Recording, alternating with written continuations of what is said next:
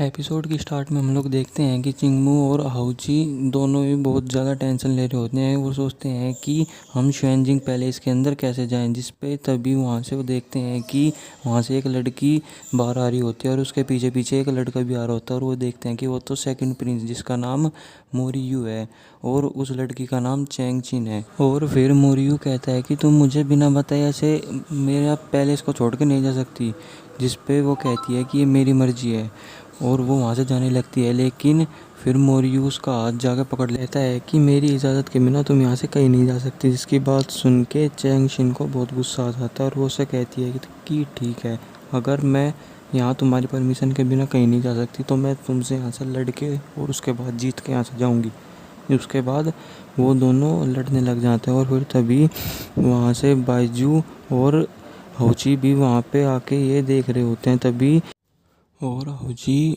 Xingu से पूछती है कि जब तुम शुएनजिंग पैलेस में थे और gate of life and death के सामने थे, तभी जब तुमने वहाँ पे उस पर्पल फ्लेम को जलाया था तो तुम्हारे शरीर में से डिमोनिक पावर क्यों आ रही थी। जिस पर वो कहता है कि ये डिमोनिक पावर मेरे पास बचपन से है और मैं जब भी अपनी स्पिरिचुअल पावर का कुछ ज़्यादा इस्तेमाल करता हूँ तो उसमें ये डिमोनिक पावर भी निकलने लग जाती है। और मैं इसीलिए ही तो बाईशुआन को ढूंढ रहा हूँ ताकि वो मुझे बता सके कि मुझ में से डिमोनिक पावर क्यों निकल रही है।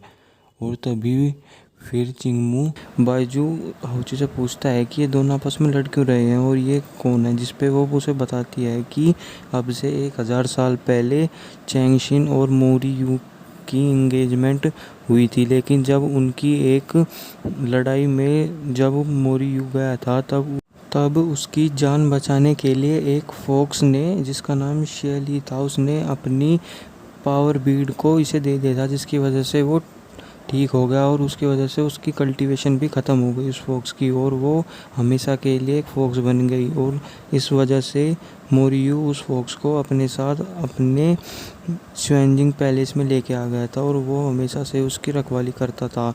और उसने उससे वादा किया कि जब तक वो अपनी कल्टीवेशन और अपने इंसानी रूप में वापस नहीं आ जाती वो तब तक उसके साथ रहेगी।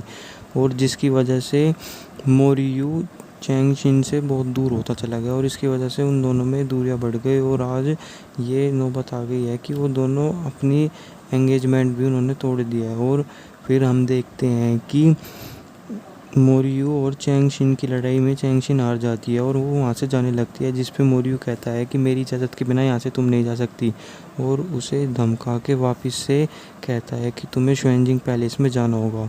और फिर वो उसकी बात मान के वहाँ से चली भी जाती है। और फिर तभी वहाँ पे उसकी फॉक्स स्पिरिट आती है और उसकी गोदी में बैठ जाती है और वो तभी बेहोश हो जाती है। जिस पे वो बहुत परेशान होता है और अपनी सभी सर्वेंट्स को कहता है कि तुमने इसे पैलेस से बाहर जाने कैसे दिया। तभी वहाँ पे हाउची और चिंगमू आते हैं और वो दोनों अपने आप को डॉक्टर बताते हैं और कहते हैं कि वो दोनों फॉक्स विलेज से हैं और वो एडलर चैंग मी के अप्रेंटिस है, यानी कि उनके स्टूडेंट है। और जिस पे वो हाउची उस फॉक्स को चेक करती है और कहती है कि हिज हाइनेस आप मुझे कुछ टाइम का वक्त दीजिए, मैं इसे वापस से उसके नॉर्मल इंसानी रूप में लेके आऊँगी। जिस पे वो तैयार हो जाते हैं और जाने लगते हैं और फिर वो अपने एपरेटस यानी कि चिंगमो को वहाँ पे बुलाती है और फिर वो उसे लेके शुएनजिंग पैलेस में चले जाते हैं और फिर वो उसे एक कमरे में ले जाते हैं और मोरियू को कहते हैं कि हिज हाइनेस आप बाहर वेट कीजिए। और तभी चिंगमो हाउची से पूछता है कि क्या तुम्हें ये मेडिसिन के बारे में पता है। जिस पे वो कहती है कि मुझे इन चीज़ों के बारे में कुछ नहीं पता, मुझे सिर्फ ये सब बातें फेंग येन ने बताई थी कि वो क्योंकि वो भी एक डीमन है और उसने बताया था कि एक फॉक्स स्पिरिट के साथ हमें क्या करना चाहिए। तभी वो उसे अपनी एक जाओजेंग पिल यानी कि एक मेडिसिन देती है, जिसकी वजह से वो अपने ह्यूमन रूप में वापस आ जाती है। और तभी वहाँ से गेट खोल के मोरियू भी अंदर आता है और वो देखता है कि शैली तो वापस से ह्यूमन रूप में आ गई है और वो इतना खुश होता है कि वो एक बैंक्वेट भी रख देता है कि शैली वापस से ह्यूमन उसमें आ गई। और वो कहता है हाउची को कि आप भी इसे ज्वाइन कीजिए। जिस पे वो उसे पहले तो हाँ नहीं करती क्योंकि चिंगम उसे मना कर देता है, लेकिन फिर वो बाद में चली जाती है क्योंकि उसे डीमन किंग के बारे में भी जानना था। और तभी हम देखते हैं कि स्वेंजिंग पैलेस में एक बैंक्वेट रखा जाता है और वहाँ पे मोरियू हाउची भी होती है और वहाँ पे बहुत अच्छा एक फंक्शन सा चल रहा होता है। तभी हाउची मोरियू से डीमन किंग के बारे में पूछती है, जिस पे वो कहता है कि मैंने खुद अभी तक डीमन किंग को इतनी बार नहीं देखा है। वो कहता है कि डीमन किंग हमेशा अपने चेहरे पे एक मास्क लगा के रखते थे और किसी को भी उनसे मिलने की इतनी इजाज़त नहीं होती थी, जिसे सुन के आउची भी थोड़ी सी सोचती है क्योंकि उसे लगता है कि यही बाईशुएन है, क्योंकि उसकी सारी हूबहू वो बाईशुएन की तरह ही मिलती थी। वो भी एक मास्क लगाया करता था बाईशुएन, और डीमन किंग भी यही करता है और वो सोचती है कि बाईशुएन ही डीमन किंग है।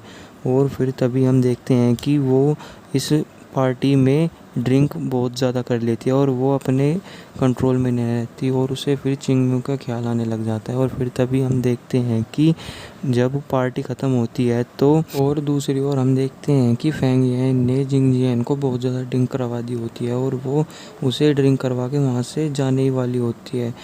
और तभी वहाँ पे उसकी जिंगजियान के पास मैजिक रोप होती है, वो उसे बांध लेती है और वो भी उसके साथ वहीं पे बंधी रह जाती है।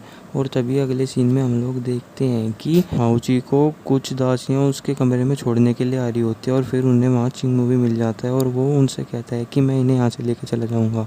और फिर वो उसे अपने उसके कमरे में लेके चला जाता है और वो वहाँ पे उसे जब लेटाता है और कहता है कि मैं तुम्हें ये आज्ञा नहीं देता कि तुम मेरे सिवा किसी और के साथ ड्रिंक करो। और यहाँ हमें पता लगता है कि वो उसे पसंद करने लगा है। डीमन किंग एक जगह पे अकेला बैठा हुआ ड्रिंक कर रहा होता है और वो तभी याद करता है कि कैसे यूमी ने उसका किस तरीके से हर चीज़ों में साथ दिया और यहाँ तक कि उसने उसे अपनी फीलिंग के बारे में नहीं बताया था क्योंकि उसे पता था कि वो सेंग्यू को पसंद करता है।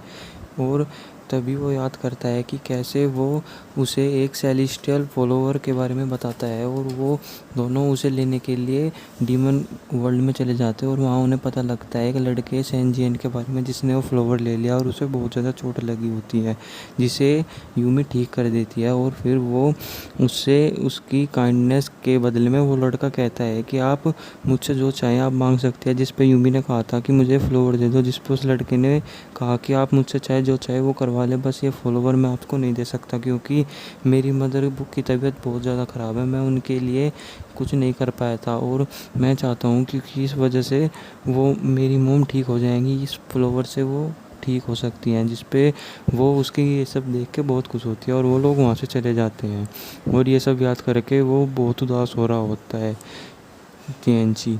और तभी हम देखते हैं कि तिएनची के पास उसका बीस्ट आता है यानी कि जियान, और वो उससे कहता है कि मास्टर आप गॉडेस यूमी के बारे में याद कर रहे थे ना।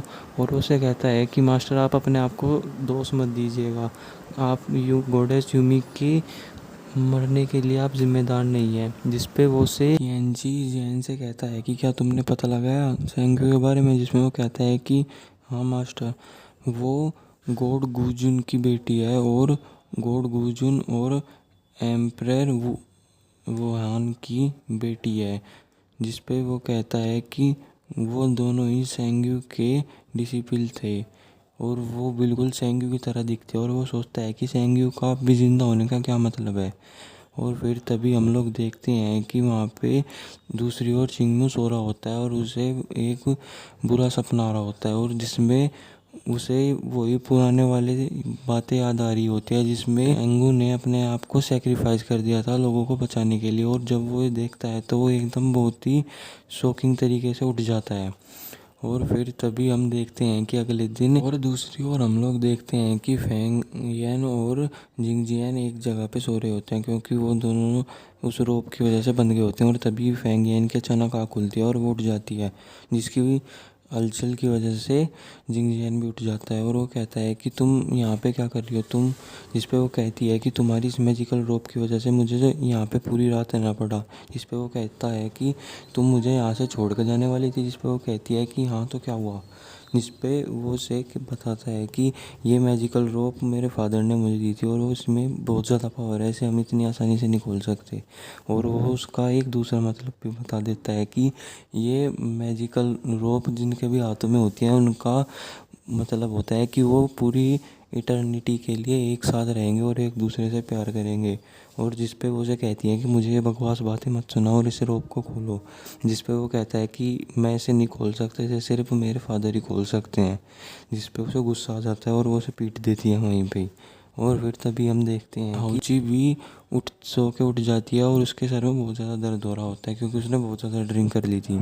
और तभी वो एक जगह पे बैठ के खाना खाने लगती है और कहती है कि इस डीमन वर्ल्ड में ये बन कहाँ से आ गया। तभी वहाँ पे चिंगमू का एक मैजिकल पपेट भी होता है और वो उससे कहता है कि ये किसी ने नहीं बल्कि चिंगमू ने खुद ही से बनाया है और वो तुम्हारे लेके आया था। जिसे सुन के बहुत ज़्यादा खुश होती है और फिर वो पपेट भी उसे कहता है कि उन्होंने कहा है कि तुम यहीं पे रहो।